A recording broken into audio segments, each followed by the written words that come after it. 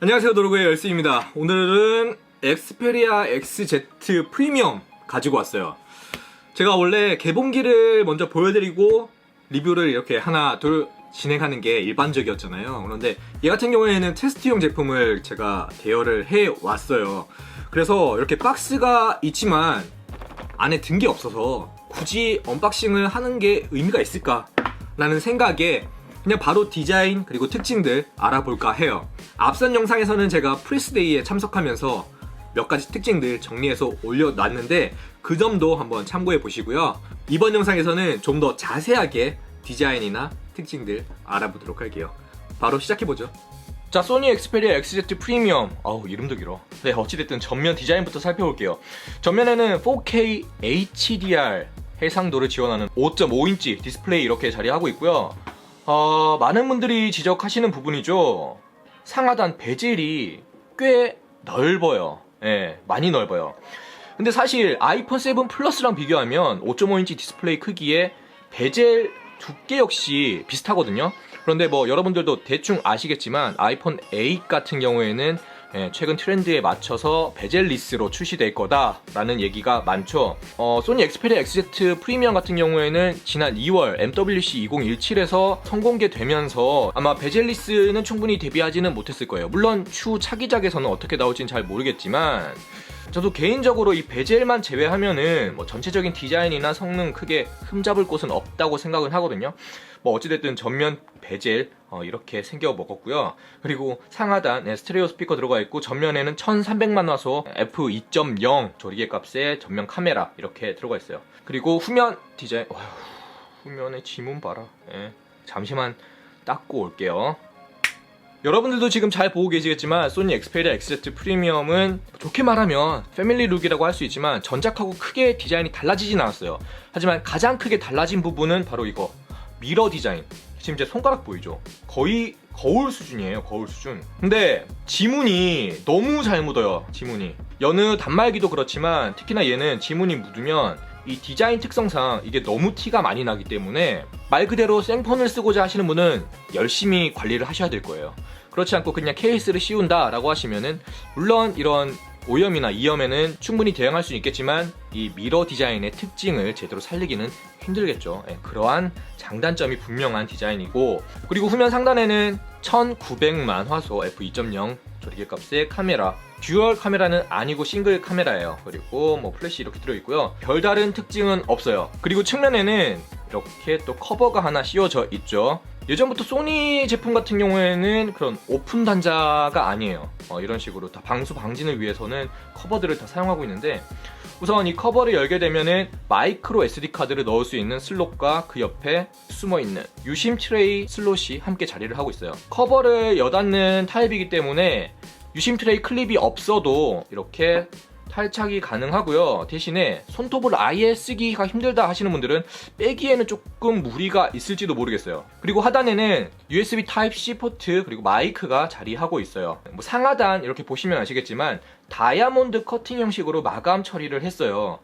저는 개인적으로 이 부분은 굉장히 마음에 들거든요. 그리고 반대쪽 측면에는 지문인식을 지원하는 전원 버튼, 그리고 위에는 볼륨 조절을 위한 볼륨 조절 버튼, 하단에는 개인적으로도 이 부분은 좀 만족스러운데 카메라 셔터 버튼, 카메라 호출을 좀 더 빠르게 하면서도 반셔터 그리고 촬영까지 지원하기 때문에 카메라 사용량이 좀 많으신 분들은 꽤 유용하게 쓰실 수 있을 거예요. 그리고 마지막으로 상단을 보시면 다행히 소니 엑스페리아 XZ 프리미엄은 3.5파이 이어폰 단자를 지원하고 있어요. 그리고 옆에는 마이크. 특히나 이 오디오 단자 같은 경우에는 그냥 오픈된 상태로 물에 들어가도 방수 방진을 지원해요. 그래서 뭐 문제없이 물속에서 사용해도 무관하다는 거 알아두시고요. 전체적인 디자인은 보시는 대로예요.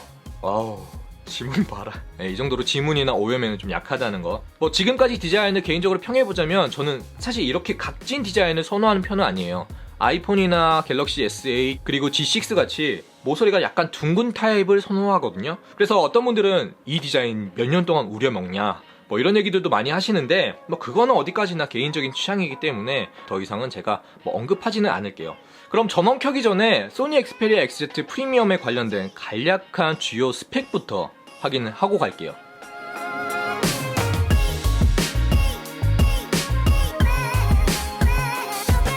6G로 나온 스마트폰이기 때문에 별도의 통신사 마크는 뜨지 않을 거예요. 이런 식으로 안드로이드 로고만 뜨고 바로 설정 진입하겠죠. 자, 모든 설정을 완료했어요. 제가 초기 설정 단계에서 지문 인식을 설정을 했었죠. 누르면 자, 이렇게 바로 열리죠. 다른 손가락으로 한번 해볼게요. 안 열리죠?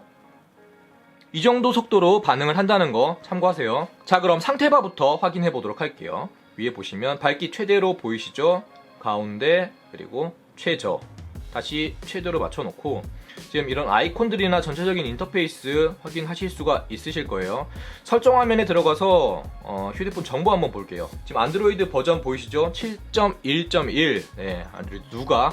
그리고 화면에 들어가면 뭐 밝기 수준부터 절전 모드, 화이트 밸런스나 색 모드 이런 것들도 다 설정을 할 수가 있게 돼 있죠. 뭐 갤럭시 S8에서 한번 이슈가 됐던 그런 붉은 액정과 관련해서 나에게는 이 화이트 밸런스가 좀 맞지 않다라고 하시는 분들은 커스텀할 수도 있겠죠.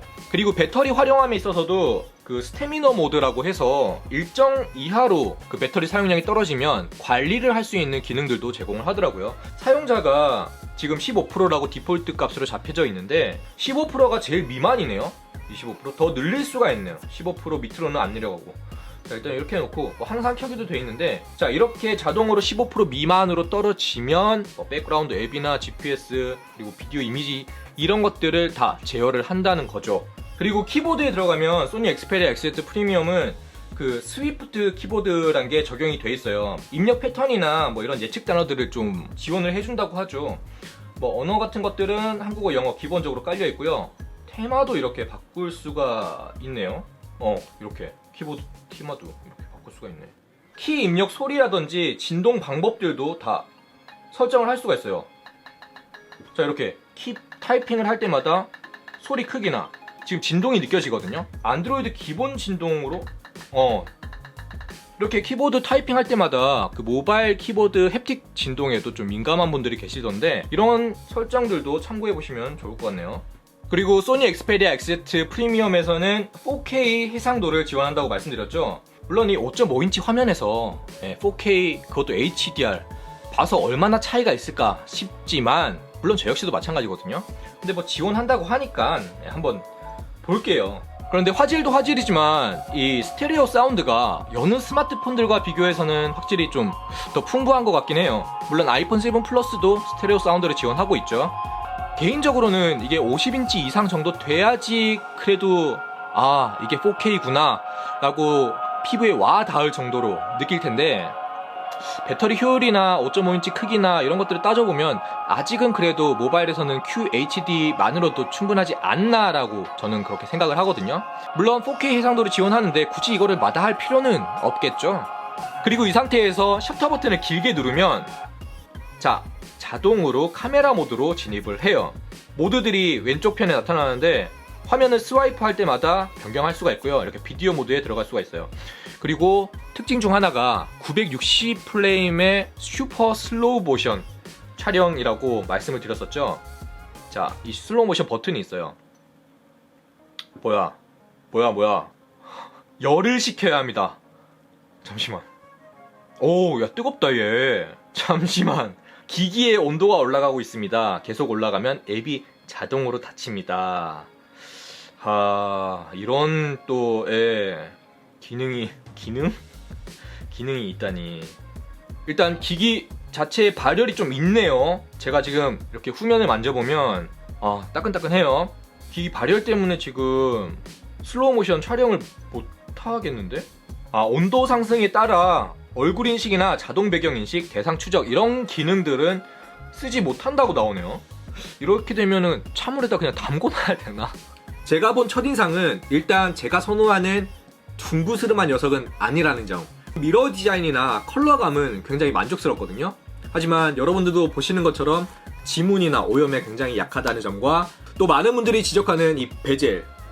사실 엑스페리아 XZ 프리미엄이 앞서도 말씀드렸지만 MWC 2017에서 선 공개가 됐고 그리고 그 전 단계부터 제작 및 설계가 됐을 거예요. 해서 저는 추후에 나오는 제품들이 이런 베젤 그리고 디자인의 변화를 줄지 그게 더 궁금해지는 모델이기도 하거든요. 사실 이 패밀리룩 굉장히 오래 우려먹었잖아요. 그래서 좀 변할 때가 된 것도 같은데 소니 나름 고집은 있네요. 네.